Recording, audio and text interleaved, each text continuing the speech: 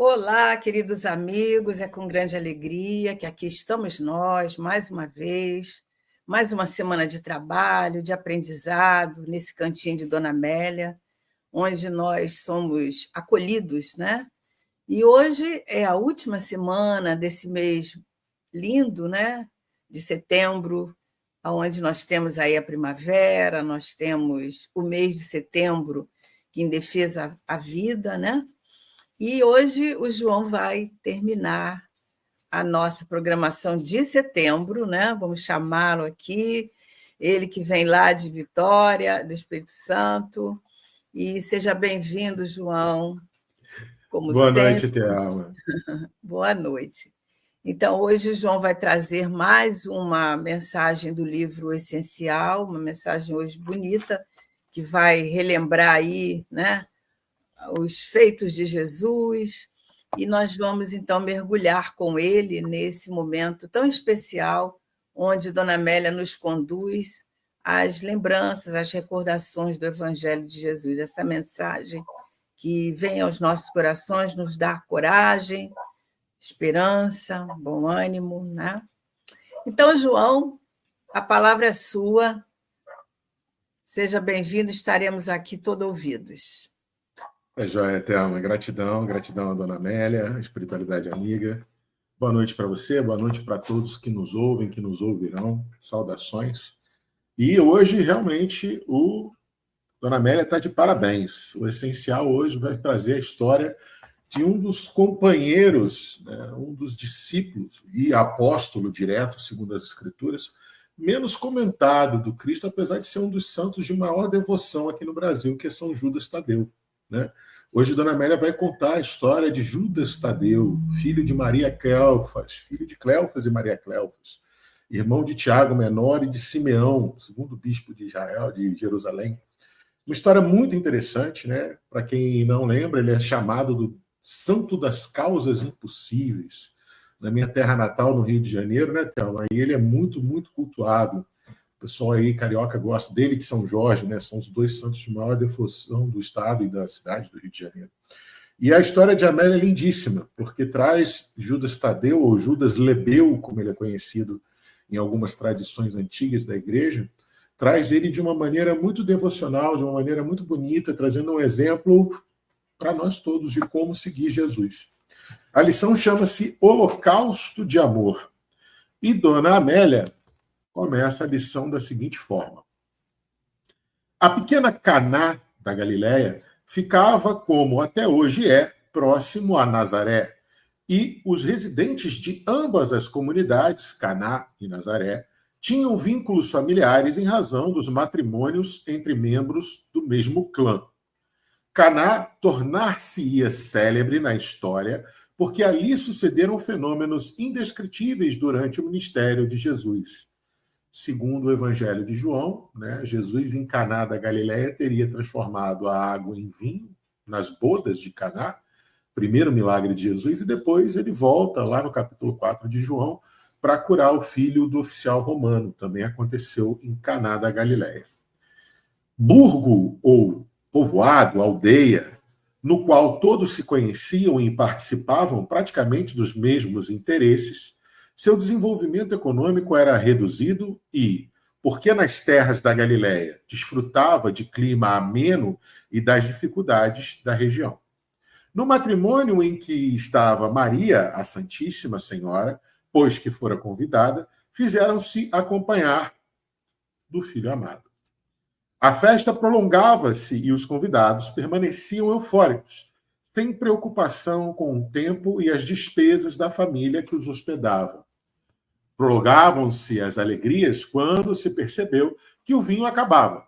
o que era um mau presságio, um mau agouro, um mau prenúncio. Para a cultura hebraica, até hoje, né, quando você vai fazer principalmente uma festa de casamento, que dura vários dias, né, tradicionalmente as bodas ou as núpcias ou as festas de casamento duram em torno de 7 dias, e a qualquer momento, se o vinho acabar antes da festividade acabar, isso traria muita desonra. Hoje menos, mas naquela época era muita desonra para a família, porque denotava uma falta de cuidado, né, no receber, né, no ser, como é que chama? Quando você recebe, né, de ser o dono da festa, falta de cuidado com seus convidados. Denotava também uma dificuldade financeira, porque o vinho era um artigo de primeira necessidade naquela época, e denotava desorganização. Né? Como assim deixou o vinho acabar antes da festa acabar? E, naquela época, esse fato do vinho acabar no meio da festa, ele era um mau presságio. Tipo, ó, se já começou faltando vinho, é porque esse casamento não vai dar certo. É porque essa família não é provida do dom de Deus, não é uma família abastada, não é uma família auspiciosa. Então, a preocupação com essa iminência da falta de vinho, do vinho acabar, né? Com essa chance do vinho acabar ali nas bodas de Caná, a preocupação tomou conta dos anfitriões. E Maria, mãe de Jesus, que também tinha ali um irmão, conhecendo os poderes inimagináveis de que era portador o seu filho muito amado, solicitou-lhe ajuda, explicando a tradição decorrente de tal quando faltava a bebida.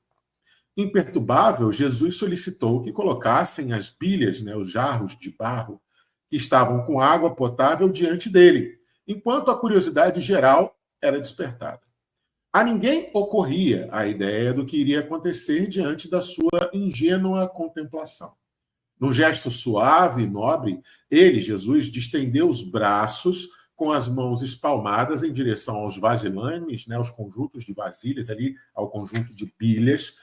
Um leve palor, uma leve palidez, tomou-lhe a face incomparável, e diante de todos, a água suavemente adquiriu uma tonalidade especial, semelhante à dos licores servidos. Ou seja, Dona Amélia explicando para a gente como ocorreu o fenômeno físico da transformação da água em vinho. Interessante ela falar que o rosto de Jesus se empalideceu um pouco, né?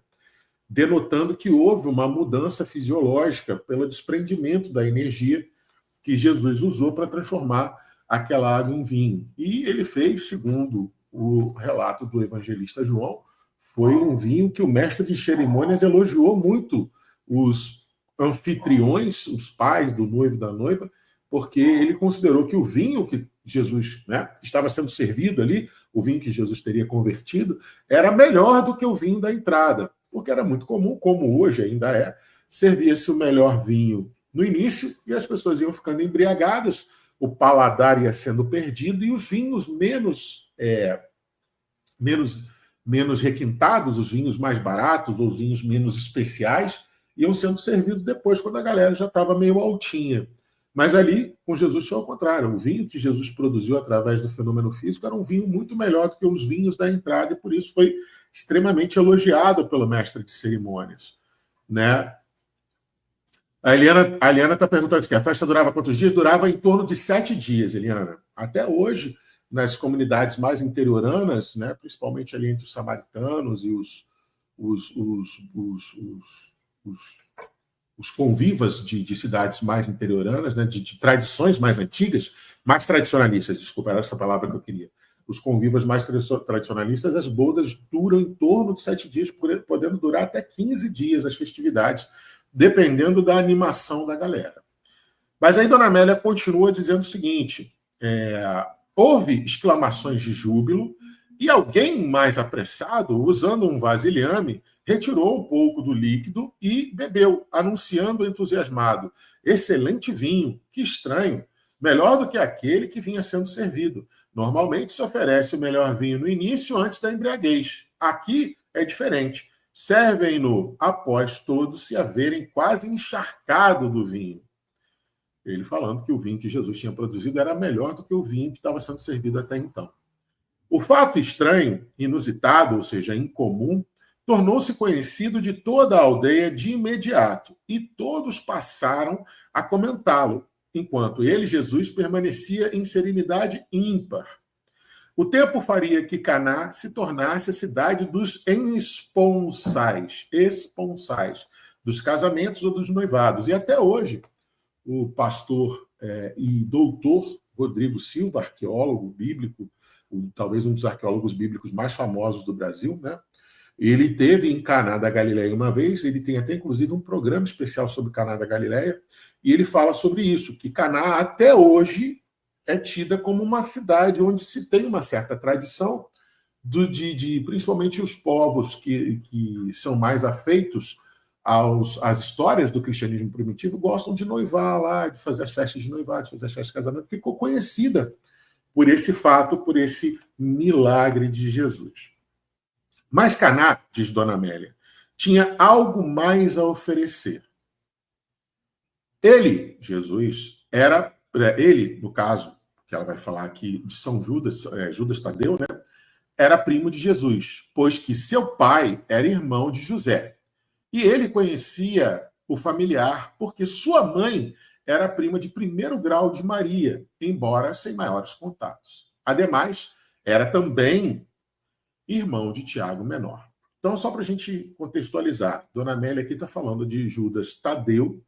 Judas Tadeu era filho de Cleofas e filho de Maria Cleofas. Maria Cleofas, a literatura espírita dá bastante notícia dela, como sendo uma das mulheres que acompanhavam Jesus e que também ajudavam no ministério do Mestre Jesus, no ministério do Cristo.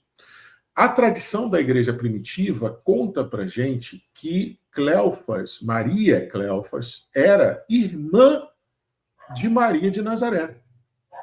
Mas a gente sabe que as palavras antigas do aramaico, né, elas poderiam ser usadas. Existia uma palavra em aramaico que poderia denotar tanto irmandade, consanguinidade, quanto parentesco.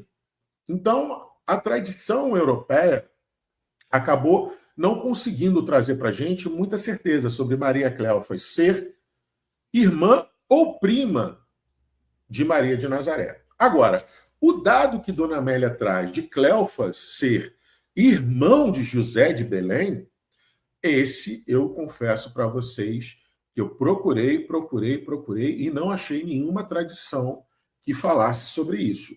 Mas, não desmerecendo a narrativa de Dona Amélia, não era muito difícil disso ser verdade, não. Muito pelo contrário. Inclusive, o fato de tamanha intimidade entre as famílias, vamos supor que realmente essas bodas aconteceram entre familiares dos Cleofas, para Maria e Jesus estarem ali é porque eles eram muito chegados da família. Muito chegados mesmo, até porque eles eram de outra cidade. Então, pode ser sim, e era extremamente comum, né, se Cleofas, né, o Cleofas era irmão de José, né, ele ter se casado com Maria Cleofas, que era prima de Maria de Nazaré, e ter, quando José provavelmente ficou viúvo, é o que a tradição aceita, José ficou viúvo relativamente cedo e se casou de novo com uma outra mulher, que era Maria de Nazaré. Pode ter sido, sim. Olha, ficou viúvo, meu irmão. Minha esposa tem uma prima muito bonita, uma menina muito bem prendada, de Nazaré, uma síria, chama Maria e tal. Pode, isso aí é extremamente viável. Então, não desmerecendo a narrativa de Dona Amélia. Isso que ela falou não é um absurdo e pode ter sido, e há grandes chances de ter sido. Mas a tradição da igreja primitiva nos conta que Maria Cleofas era irmã de Maria de Nazaré, portanto, ela era prima, ela era tia de Jesus e os seus filhos, Judas Tadeu, Tiago Menor e Simeão, eram primos de Jesus. O Cleofas, segundo a tradição, também era chamado de Alfeu o Cleofas. Então, Tiago, filho de Alfeu, era esse Tiago, também filho de Maria Cleofas. Fato é que, independente de qual seja o grau, eles eram parentes de Jesus. E aí, Dona Amélia começa a falar de Judas Tadeu. Em as narrativas evangélicas, ele, Judas Tadeu, comparece poucas vezes, o que não impede que haja sido devotado servidor do mestre e fiel amigo até além da morte.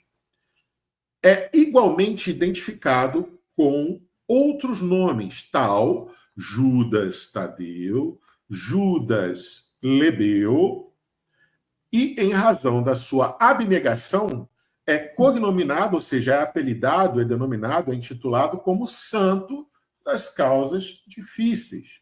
O seu irmão Tiago, o menor, é intitulado como Tiago menor, para diferenciá-lo do irmão de João, filho de Zebedeu e de Salomé, Tiago, o maior, mas por isso ele era intitulado menor. Ambos, porém, Tiago e Tadeu, eram de devotamento ímpar ao mestre e provaram do sacrifício da própria vida no martírio a que foram submetidos. Tiago menor, a tradição mais aceita hoje é de que ele foi primeiro jogado do alto do pináculo, né? E não morreu. E aí, interessante isso, né? A tradição da igreja primitiva diz que ele foi levado a Anás, o mesmo que condenou Jesus, né? Anás tinha ficado pau da vida com ele por algum motivo e insurgiu o povo, né, pegou Tiago menor à força, subiu com ele no alto do pináculo e jogou ele lá de cima. Lembra do pináculo? O alto do templo, a cúpula do templo, onde Satanás teria levado Jesus para tentar ele lá de cima? Então, o povo pegou Tiago, jogou ele lá de cima, ele não morreu. Sabendo que ele não tinha morrido, o povo desceu do pináculo, foi lá, apedrejou ele, pisoteou ele. Olha o tamanho da ira desse povo. Então, a tradição diz que Tiago morreu apedrejado e pisoteado. Já Judas Tadeu, ele foi decapitado por um machado. A tradição fala de ter sido estocado por lanças. Primeiro ele foi torturado. Uma tortura muito comum naquela época era ser amarrado a uma biga ou uma charrete de alta velocidade, né? E ser arrastado pelas ruas da cidade. As ruas das cidades daquela época eram de pedras, né? Por causa da pavimentação romana, que era muito comum. Então era arrastado pelas ruas da cidade e, se não morresse, aí você era assassinado de alguma forma. Ele, junto com Simão Zelote, os dois estavam pregando numa cidade da Pérsia, e aí um sacerdote zoroasta ficou insatisfeito com os dois, porque eles estavam insurgindo a população, e aí pegou eles dois, arrastou pelas cidades. Como eles não morreram, foi lá e decapitou eles com o machado. Mas a tradição diz que eles foram antes estocados por lança, apedrejados, e depois foram decapitados, tanto ele quanto Simão, o Zelote. Então, ambos, filhos de Alfeu Cleofas e Maria Cleofas, Tiago e Tadeu, foram martirizados, assim como todos os outros apóstolos, com exceção de João. Nas longas e breves jornadas do mestre pela Galiléia e demais regiões, era preocupado, Judas Tadeu era muito preocupado em cuidar do amigo, Jesus, do primo, no caso.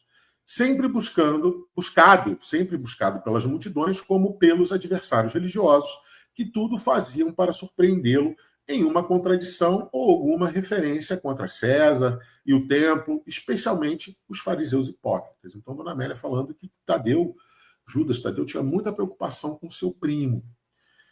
Terminadas as dissertações, as exposições, né, as redações incomparáveis e as realizações sublimes realizadas pelo Senhor, por Jesus, Tadeu entregava-se a meditações profundas, tentando entender como seria o reino dos céus a que ele, Jesus, se reportava, se referia, se aludia, bem como encontrar a maneira mais hábil de divulgar os ensinos extraordinários. Seu coração bondoso, né, exultava, ficava em júbilo, em grande alegria, de contentamento toda vez em que ouvia Jesus, deslumbrando-se com os seus conhecimentos e com a soberania da sua conduta. Muito bom, Dona Amélia, ter chamado ele de coração bondoso, porque Judas Tadeu ou Judas Lebeu, que eram os dois cognomes que eram muito usados para esse santo, né?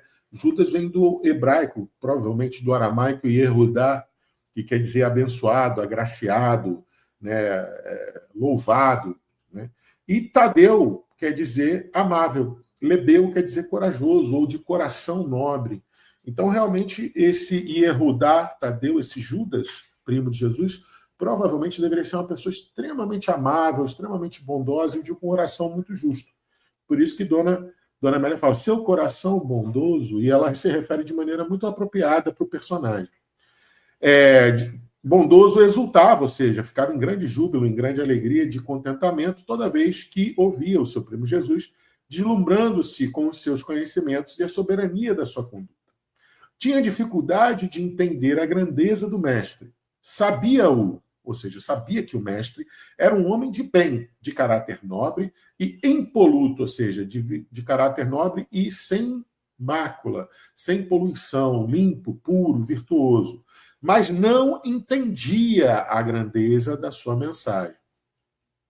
A sabedoria com que se comportava o Mestre Jesus, em todas as lições que ministrava, eram de tal porte que se demorava em reflexões a fim de entendê-las. Ou seja, toda vez que Judas tinha um contato com alguma das lições, alguma das preleções do Mestre Jesus, seu primo, ele ficava depois horas pensando naquilo, se demorando para tentar entender a grandeza daquilo. Era um homem simples, de poucas aspirações. Todavia, nos seus diálogos com Tiago, seu irmão querido, perdiam-se os dois em pensamentos inabituais, em pensamentos infrequentes. Jesus era sábio em todos os sentidos, havendo vivido de forma que a sua conduta era absolutamente igual aos seus ensinamentos, conseguindo confundir aquelas áspides, aquelas cobras venenosas religiosas que sempre tentavam dificultar-lhe o ministério. Tinha uma resposta própria e que ninguém pensara antes quando testado. Perseguido, jamais perdia a serenidade, por mais terrível que fosse a injunção, a imposição de ordem na qual se encontrasse. Tadeu amava-o com um devotamento e com uma ternura infantis, deslumbrado pelos seus feitos e pelos seus ditos. Sinceramente, procurava imitá-lo, imitar a Jesus. Fazer o que lhe era recomendado pelos amigos, embora a irritação ante os perseguidores tomasse-lhe conta dos sentimentos uma vez ou outra. Tadeu ficava meio bravo com o pessoal que perseguiu o seu primo Jesus. Compreendeu que o reino a que se referia Jesus nada teria com o mundo material em face da maneira como se comportava junto àqueles que convidara para a convivência ímpar.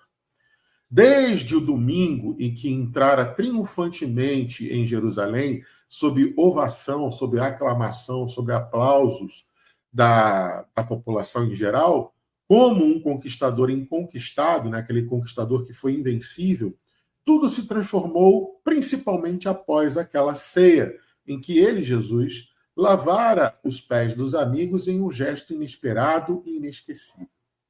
Terminada a refeição, e no horto que lhe era tão familiar, começara a tragédia inominável, inqualificável. Os acontecimentos atropelavam-se em desconexão inimaginável. A sórdida, a repugnante prisão por ordem do templo, em face da traição de um amigo, seu companheiro homônimo, inclusive, Judas Iscariotes, e todos os horrores que tomaram corpo desde então. Ele fora surpreendido pelas informações desencontradas, pelo súbito desaparecimento de alguns dos companheiros, e conseguiu partir do momento covarde do pretório, do tribunal de Pôncio Pilatos, do julgamento arbitrário, ou seja, do julgamento sem regras e lógicos, e do abandono quase absoluto a que ele, Jesus, fora relegado, fora desprezado. Logo depois, sem que tivesse tempo para raciocinar, porque as notícias eram céleres, eram rápidas e fantásticas, fora da realidade, porém sendo a própria realidade, ele, Jesus, pôde vê-lo, ele, Judas, Tadeu, pôde vê-lo, ver a Jesus na via dolorosa e soube da tragédia na cruz. Ou seja, Dona Amélia dizendo que Judas foi pego meio de surpresa, né? Porque num domingo foi ovacionado na entrada triunfante a Jerusalém. Menos de uma semana depois, estava preso Jesus no horto, posto em frente à multidão no pretório de Pôncio Pilatos. Entre ele e Barrabás para ser solto, o povo pede para Barrabás ser solto e para que Jesus seja crucificado. E Dona Amélia falando que Judas Tadeu foi pego de surpresa, como provavelmente a maioria dos discípulos foi. Lembrando que ali no horto estavam com Jesus Tiago, Pedro, André e João. Os outros ficaram lá na casa de Maria Marcos, lá no cenáculo, ou foram para a casa de outros parentes. Lembrando que Jerusalém estava em festa pela Páscoa. Então, quando eles souberam da prisão no horto e da levada de Jesus para Caifás, Anás, depois para Pôncio Pilatos para Herodes, de Herodes de volta para Pôncio Pilatos, quando eles ficaram sabendo disso, já estava naquela confusão danada, todo mundo foi meio que pego de surpresa. E Dona Amélia, lembrando aqui que Judas Tadeu, foi um dos que foi pego de surpresa, e depois ele só conseguiu chegar perto de Jesus de novo quando ele já estava na Via Dolorosa, quando ele já estava prestes a ser crucificado. Não sabia, diz Dona Amélia, explicar, Judas não sabia explicar, porque não se encontrava no Monte da Caveira, onde ele fora crucificado, pois tudo lhe parecia impossível de ser verdade, tudo lhe parecia impossível de estar acontecendo. As dores morais que o tomaram após a morte infamante, desonrosa do seu amado mestre, por pouco não lhe fizeram enlouquecer. Ou seja, Judas ficou tomado de tamanho remorso de não ter estado ali junto, que ele quase enlouqueceu. Por isso, quando se dirigia a Emaús, aí é muito interessante que Dona Amélia sugere que os 2 discípulos que foram para Emaús e encontraram Jesus no mesmo domingo que ele ressuscitou, era Judas Tadeu e o pai dele, Cleófas. Isso é muito interessante. Eu confesso para vocês que eu nunca tinha lido isso na literatura espírita e faz um certo sentido isso. Faz um certo sentido. Vamos ver? Por isso, quando se dirigia a Emaús, cidadezinha próxima de Jerusalém, uns 11 quilômetros, seguia Judas com um companheiro, no caso o pai dele, Cleófas, ambos atoleimados, ambos abobalhados, quer dizer, ambos meio desnorteados pelos choques morais sofridos quando aquele estranho passou a fazer-lhes companhia. Para quem não lembra, os discípulos de Emaús, o conto dos discípulos de Emaús, eram os 2 andando de Jerusalém para Emaús, e um peregrino estranho começa a acompanhar eles e pergunta: por que vocês estão aí tão tristes e tal? Aí os discípulos falam: você não está sabendo do que aconteceu aqui em Jerusalém? Jesus, varão de Nazaré, filho de José Carpinteiro e de Maria de Nazaré, foi brutalmente assassinado de forma... Para quem não lembra, foi isso que aconteceu. Então, esse estranho, que era o próprio Jesus ressurreto, começou a acompanhar eles. Aquela viagem era o sinal da desintegração do grupo. Essa parte Dona Amélia mandou muito bem. Por quê? Isso já, o conto, a passagem dos discípulos de Emaús, já fala de como que a galera ficou com tanto medo que cada um procurou fugir à sua maneira. E sugere que os primeiros que deram no pé, voltando lá para Galiléia, foram Tiago, ou Judas Tadeu, e o pai dele, Cleófas. E era um sinal de que o grupo já ia se desintegrar, já ia perder a força, cada um ia fugir para um canto. Cada um já se preparava para retornar às antigas atividades, quando um novo mundo se lhes vai desdobrar e o evangelho irá refrigerar as almas e aquecer os corações. A ressurreição acontecera e a notícia produziu outro impacto nos seus sentimentos atormentados, duvidosos e cheios de temores. Como ver tal acontecimento? Foi nesse mesmo dia que ele e o amigo dirigiam-se a Emaús e, de repente, alguém desconhecido cercou-lhes e com eles conversava. Nem sequer o olhou, ou seja, Judas Tadeu não olhou nem para a cara desse estranho. Eles estavam tão atoleimados, tão abobalhados, com medo e tão assim aturdidos que sequer prestaram atenção naquele peregrino que se avizinhou deles, que começou a andar junto com eles no caminho. Nem sequer o olhou porque estava algo hebetado, letárgico, torporoso, entorpecido, sob os conflitos perturbadores que eles estavam passando. E o acompanhante lhes falava dos últimos acontecimentos que tiveram lugar, das batalhas que ainda fariam e de como se instalaria o reino de Deus nos corações e nas vidas da humanidade. Cleófas, que o acompanhava, interrogou o homem e apresentou suas dúvidas, pois que acreditava no reino terrestre, na libertação dos romanos, na vacuidade, no vazio, no esvaziamento do corpo transitório. E ele, o peregrino que estava junto com eles, respondeu com tal doçura e sabedoria que os surpreendeu e os fascinou até o momento em que, chegando à modesta hospedaria e foram fazer a refeição, viram aquele peregrino estranho repartir o pão. Ó, surpresa! As chagas estavam à vista. O mistério cedeu lugar ao contentamento. E aí, então, Jesus desapareceu da frente deles. Mais aturdidos ainda, retornaram correndo a Jerusalém para apresentar a notícia abençoada do seu retorno aos demais companheiros. Ficaram sabendo, então, do que se sucedia muito cedo no sepulcro de José de Arimateia, a sua ressurreição. Nunca mais a dúvida cruel sitiou-lhes, coagiu, pressionou-lhes o espírito. Dedicou-se, então, Judas Tadeu a divulgar a notícia do mestre por toda parte, a convidar as gentes à meditação em torno da fugacidade, da rapidez da vida física e da eternidade do ser espiritual. Judas Tadeu viajou a terras estranhas e difíceis, experimentou o opróbio, a vergonha, a humilhação, a perseguição gratuita, mas nunca tergiversou, ou seja, nunca virou as costas, nunca titubeou. Aquela companhia invulgar, ou seja, aquela companhia especial, tomou-lhe a vida e deu-lhe novo sentido, de forma que veio a oferecê-la ao holocausto, ao sacrifício, conforme acontecera com seus demais companheiros. Ele, Judas Tadeu, na Pérsia, sobre a rudeza e impiedade do machado que o ceifou. Ele estava com quase 60 anos e deixou pegadas luminosas para todos os anos futuros. Então, percebam, é uma lição muito curtinha, mas que Dona Amélia faz um jus muito merecido a Judas Tadeu, porque se ele realmente foi um dos discípulos de Emaús, ele foi responsável, junto com o pai dele, Cleófas, como aqui sugere Dona Amélia, por voltar a Jerusalém e confirmar, olha, a gente encontrou com Jesus. E encontrar as informações. Por quê? Lembrem bem, principalmente o Evangelho de João deixa isso muito claro. Pedro, João, Maria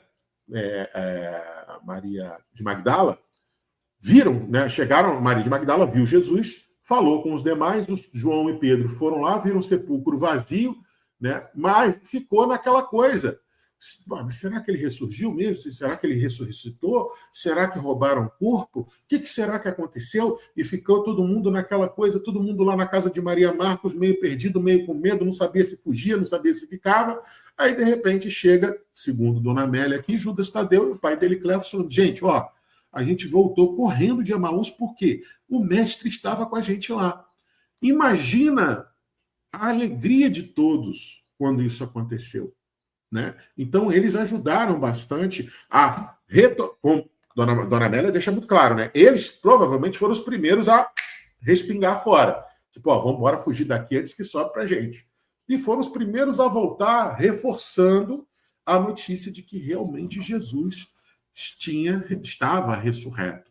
Lembrando que, vamos tomar por base a narrativa de João, mas lembrando que, nesse momento, só Maria de Nazaré, só Maria Magdalena, tinha visto Jesus. Os outros só viram o sepulcro vazio. Então, os discípulos de Emaús voltaram e foram os primeiros a falar, não, sim, ele ressurgiu, porque a gente viu, a gente esteve com ele foi andando com a gente até Emaús, e chegou lá, ele partiu o pão, e a gente viu que era ele, vimos uma chaga, vimos as feridas dos cravos. Então, foi de suma importância isso. E é muito legal também que Dona Amélia conta para a gente, e isso fica muito claro na lição, da admiração que Tadeu tinha ao seu primo e Messias, dentro dos quesitos corretos que a gente deve admirar o Cristo. Lembra que ele fala, ele tinha uma adoração quase que infantil, quase que fosse uma criança observando um primo mais velho, um irmão mais velho a quem você admira. Ele meditava sobre as palavras de Jesus e tentava seguir o exemplo dele. Dona Amélia deixa isso muito claro na lição. Então, aqui fica também para a gente o exemplo possível de ser seguido do Mestre Jesus. A adoração quase que infantil, pura, imaculada que Tadeu tinha ao exemplo e ao discurso. E aí Dona Amélia deixa muito claro que o que mais admirava Tadeu é que o exemplo do Cristo era totalmente consonante ao discurso dele. Não havia discrepâncias entre o que Jesus falava e o que ele fazia, entre o que ele pregava e os exemplos que ele dava. E isso cativou demais o coração de Judas. E aí, eu deixei aqui para o final para a gente comentar, e se você já quiser ir voltando, Thelma, volta aqui para a gente conversar, mas eu separei aqui que eu fiquei muito curioso porque eu não sabia. Apesar da gente ser do Rio, né, Thelma, a gente ter convivência com essa cultura, o carioca adora São Jorge, adora São Judas Tadeu, eu nunca tinha parado para pensar por que ele era o santo das causas impossíveis. E aí eu fui pesquisar na tradição antiga da igreja e descobri. São 3 motivos pelos quais ele é o santo das causas impossíveis. O primeiro motivo foi que, na igreja primitiva, nos primeiros anos do cristianismo, ainda havia muita confusão sobre se ele era o Judas que tinha traído Jesus ou não. Os primeiros cristãos, até mesmo quem foi convertido por ele e por Simão Zelota, que eles dois andaram juntos até o final no martírio lá na Pérsia, as pessoas ainda ficavam... mas esse é aquele Judas que traiu Jesus? Ele está pregando? Aí até essa confusão ser desfeita demorou um tempo. O segundo motivo por ele ter a alcunha do santo das causas impossíveis é porque a Epístola Universal, ou Epístola Geral de São Judas Tadeu, que tem a sua autoria vinculada a ele, toda a tradição da Igreja Antiga confirma que a Epístola de Judas Tadeu é a Epístola do primo, Judas Tadeu, primo de Jesus, filho de Cleofas.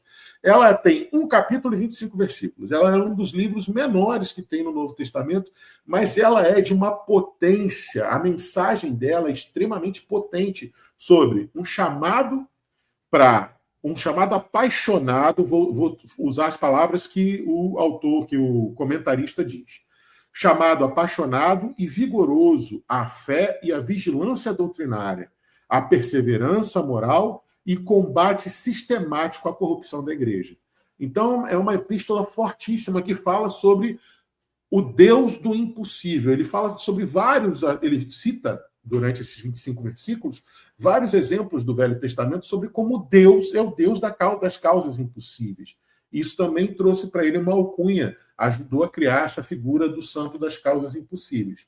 E o terceiro motivo, mais contemporâneo ou menos antigo, foi que no século XVIII tiveram algumas curas muito próximas de serem impossíveis na Alemanha e na França, principalmente de monarcas. Parece que um rei alemão, um imperador alemão, um imperador que tinha uma doença incurável que, pedindo a São Judas Tadeu, foi curado. E na França também tiveram vários milagres tidos como impossíveis, que foram reconhecidos pela igreja da época, e aí fechou essa alcunha, essa cultura de São Judas Tadeu ser o santo das causas impossíveis. Eu achei isso muito legal. Muito interessante, né? Mas você reparou como é que Judas era apaixonado pela parte de Jesus? E ele tudo isso tem muito sentido, João, porque lá, quando você vai lá, nesse mesmo livro, lá no penúltimo capítulo, vai falar desse episódio lá na estrada de Emaús, né? Eu não cheguei lá ainda, não. Nesse capítulo, Dona Amélia vai descrever a emoção, a tristeza deles ali na estrada, né? Consternado por tudo que tinha acontecido, quer dizer, continuando essa narrativa dela aqui, né? Que legal, porque que legal. Eles partem daquele local muito tristes. Você imagina, né, perder o mestre, perder entre aspas, mas aquele mestre que era tudo para eles. Sim. Então, eles vão para Emaús. E é interessante também ela citar o nome, né? Porque lá ela cita também. E aqui quer dizer, uma lição confirma a outra, né? E é um episódio assim que a gente não vê esses detalhes em local nenhum, só mesmo Dona Amélia, né? Sim. E você reparou, não sei se você reparou, se não reparou, repare, Thelma. Uma coisa que eu me peguei pensando, não só de Dona Amélia, né, desses comentaristas históricos evangélicos, como a Amélia, principalmente a Amélia Humberto de Campos, mesmo que Humberto de Campos, e a Dona Amélia também fala isso, né, sobre eles estarem falando sobre folclores da pátria espiritual, né, mesmo assim, ela traz para a gente nuances que eu nunca tinha pensado antes. Por exemplo, eu nunca tinha parado para pensar que os discípulos de Emaús foram os primeiros a debantar do grupo. Isso é um dado importantíssimo, porque... Pelo medo, né? Pelo medo da perseguição. E ressignifica todo o contexto e o propósito de Jesus ter aparecido para eles. Tipo assim, não pode não, gente. Sim. Volta lá. Para confortar, né? Para trazer a esperança. Você já tinha parado para pensar por que Jesus apareceu para os dois em Emaús? Você já tinha parado para pensar nisso? Eu nunca tinha parado para pensar assim, por que Jesus apareceu para dois? E por que Lucas conta o caso dos discípulos de Emaús? Qual o motivo? Pois é. E nessa lição, lá do capítulo 27, fica entendido essa preocupação de Jesus, porque você vê, eles andaram ali com Jesus esse tempo todo, mas eles não entenderam muito bem a mensagem de Jesus, né? Aquilo tudo que aconteceu para eles foi uma fatalidade, uma coisa muito difícil deles digerirem, deles entenderem, né? Tanto que a preocupação deles ali na conversa eram esses questionamentos: como que o mestre ia deixar eles, né, solitários, sozinhos? E agora, o que eles iam fazer? E aí acho que Jesus aparece ali, no meu entendimento, para confortar, né? Tanto que quando ele senta lá, que ele parte o pão, que eles reconhecem, eles têm uma alegria muito grande, né? Sim. Porque ali, aquele compartilhamento ali, tem uma simbologia muito grande, né?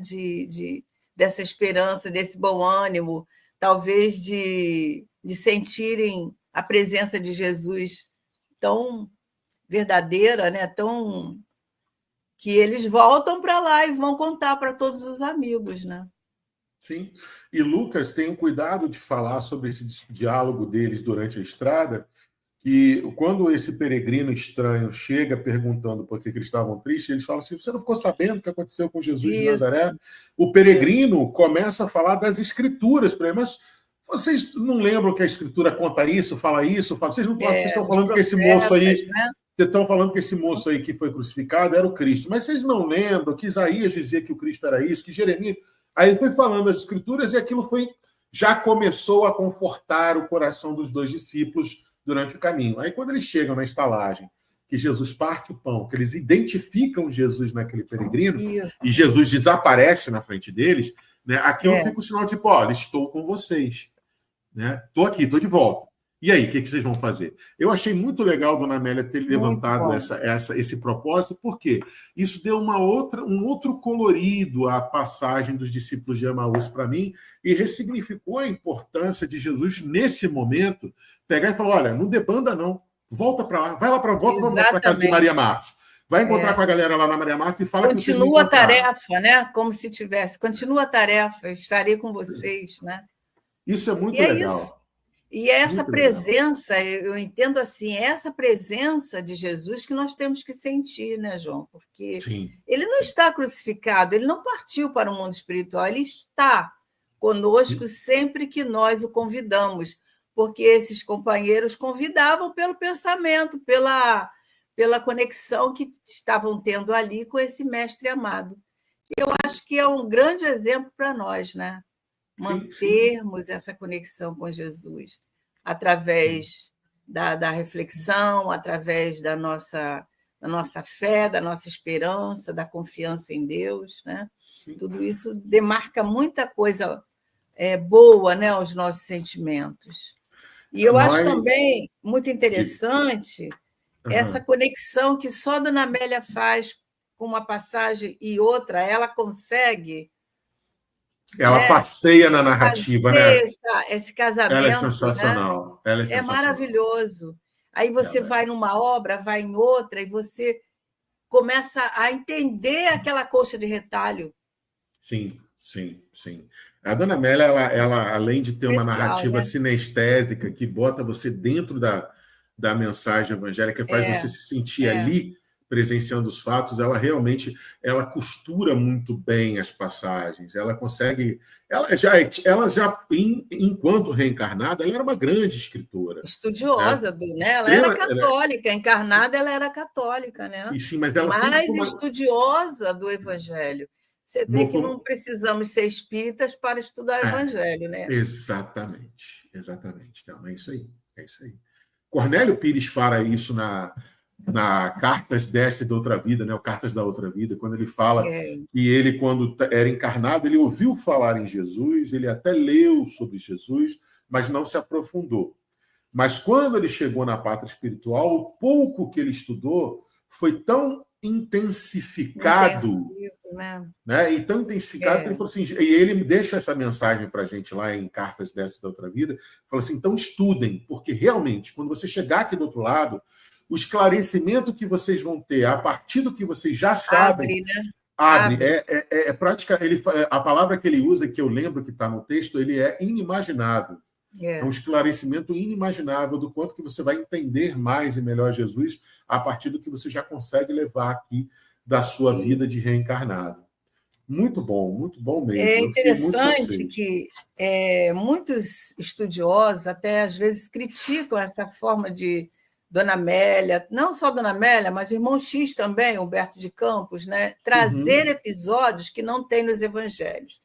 Lá no livro, se não me engano, no Primícias do Reino, ela fala que todos esses episódios que ela passa a narrar foram trazidos dos arquivos espirituais que existem no mundo espiritual. E você quando lê André Luiz, você sabe que lá tem uma tecnologia abrangente que traz todos esses arquivos que estão aí no éter, né? Sim. E tem uma outra coisa também, Thelma, que a gente que é estudioso do NEP precisa sempre lembrar, principalmente por conta dessas interpretações doutrinárias evangélicas que Humberto e Dona Amélia gostam de trazer. Eu estava estudando esses dias sobre a patrística, né, sobre os pais da igreja. E aí eu reli sobre Pápias de Herápolis, que foi um dos primeiros pais da igreja, e ele era considerado um dos pais discipulares, o presbítero discipular. Muitos acreditavam que Pápias tinha sido discípulo de João Evangelista, ou discípulo de João Evangelista. Fato é que Pápias ele fez questão de escrever a tradição oral dos primeiros cristãos, dos discípulos, dos residuais discipulares. Ele escreveu um livro sobre o discurso do Senhor. Esse livro, até hoje, não foi achado na íntegra. Esse livro se perdeu, porque Pápias é do primeiro, segundo século do cristianismo. Mas existem várias menções ao livro de vários outros pais da igreja.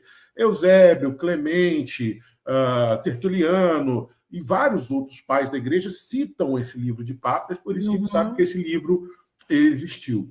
Pápias, ele sempre falou da tradição, ele escreveu a tradição oral. Então, nada garante para a gente que o que está escrito no Evangelho é fielmente o que aconteceu. Sim. Até porque se perde. Tem as traduções que são deturpadas, né? E outra, João deixa no seu Evangelho, no final do seu Evangelho, muito claro e muito objetivamente descrito. E isso é o que foi possível ser dito. Porque se fôssemos escrever todos os feitos de Jesus, nem todos os livros do mundo caberia. Então, nada impede a gente de dizer que uma interpretação ou uma forma de se contar seja mais verdadeira que a outra. Não, a gente tem um cânon. O que é um cânon? Cânon é um códex, é um conjunto bibliográfico determinado por convenção por uma instituição que é regente, ou seja, a igreja determinou que a história deveria ser contada assim. Mas nada garante para a gente que foi exatamente daquele jeito. E é por isso que a gente tem que buscar, né?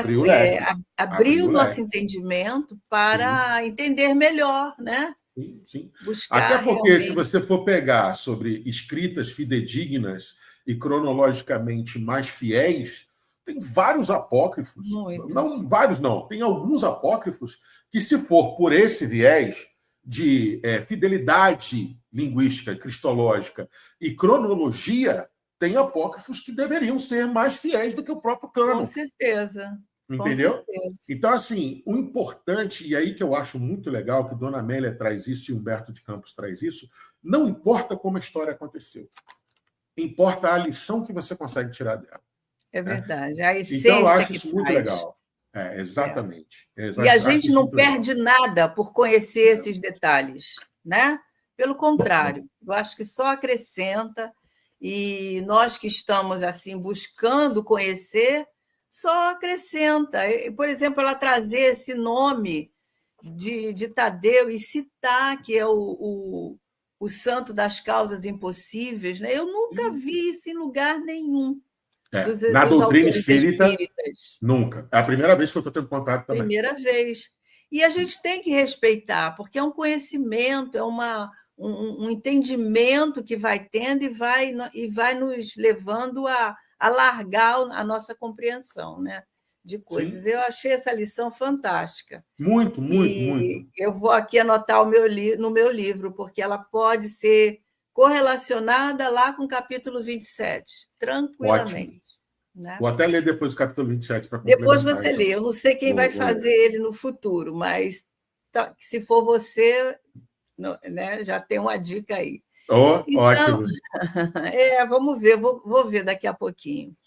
Então, meu amigo, nós chegamos assim, estamos chegando ao final do nosso estudo. Creio que hoje foi muito proveitoso para nós, né? Muito legal. E que nós possamos manter no nosso coração essa esperança, né? De que Jesus continua junto de nós, nos dando a mão, nos dando o entendimento, alargando a nossa compreensão, para que nós possamos seguir seguros, né? Com esse roteiro de vida que ele nos deixou aqui, que é o seu Evangelho. Maravilha. As suas considerações finais aí para a gente, então. A terça-feira mais aguardada do mês, né, Thelma? Eu adoro estar aqui com você. É muito agradecer. Bom. Muito bom, muito bom. Eu te agradeço muito por essa oportunidade. Eu também agradeço muito a você essa disponibilidade, muito bom. Gratidão. Porque a gente troca ideia, isso é muito bom mesmo. Agradecer a Dona Amélia, a Espiritualidade Amiga. Agradecer a todos que estiveram com a gente, principalmente Maria do Carmo, a Eliana, a Penha, que manifestaram. A Penha lá de Jesus e Itabapoama. Jesus, muito legal, muito legal. Obrigado pela presença de vocês. Nosso grande Rio aí. Já estamos aguardando a próxima terça-feira. Próxima terça-feira, na última terça-feira de outubro, né? Que o mês de setembro, hoje é o finalzinho dele, e a gente inicia amanhã, um novo mês, e já estamos chegando aí no final, né? Onde a gente vai tendo aquele respaldo para a gente respirar um pouquinho e recomeçar no ano que vem uma nova programação aí de estudos com Dona Amélia, e ela só está nos alimentando, né? Desse amor maior de Jesus. Queridos amigos, então, nós nos despedimos aqui. João, um grande abraço a todos vocês que estiveram conosco. Muito obrigada, nós agradecemos. Compartilhe com seus amigos e nós estaremos aqui sempre às terças-feiras, às 19 horas, para esse estudo, para esse aproveitamento melhor. Fiquem com Deus e até mais, se Deus quiser. Fiquem com Deus, gente. Grande abraço. Tchau, tchau. Fiquem com Deus. Tchau, tchau.